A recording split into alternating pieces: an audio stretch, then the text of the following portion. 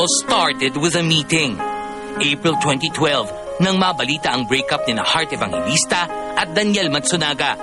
A month later, nagsimula na ang paglilink sa aktres to Senator Cheese Escudero, who was 42 years old then.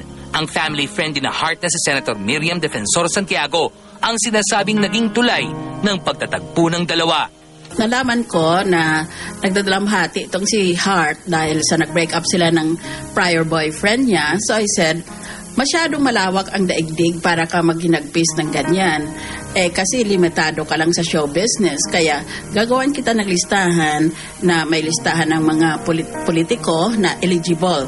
Unang-una si Cheese dahil nasa balita noon na naghiwalay na silang mag-asawa.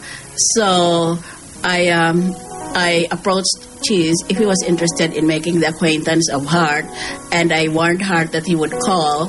So they went out on their first date. Nagkataon namang kakaanal lamang ng kasal ni Cheese sa dati nitong asawang si Christine Flores, with whom he has 2 kids. Dumaan ang mga araw at buwan, ngunit walang narinig ng pag-amin ng publiko mula sa dalawa. We are not together like that, but we have good conversation. We spend a lot of time talking to each other, and it's a nice feeling, but nothing the way people think it is. But on October 5, 2012, in a television talk show, inamin ni Cheese na sila na nga ng Kapuso actress. A month later, sa eksklusibong panayam ng Star Talk, umamin na rin ang dalaga sa tunay na estado ng kanilang relasyon. Kami, hindi ko naman yun, tinatago yun. Mabait, sobrang bait niya. Seryoso siyang tao, pero napaka down to earth niya, napaka sincere niya sa lahat ng tao. Okay siya. Funny siya, very funny.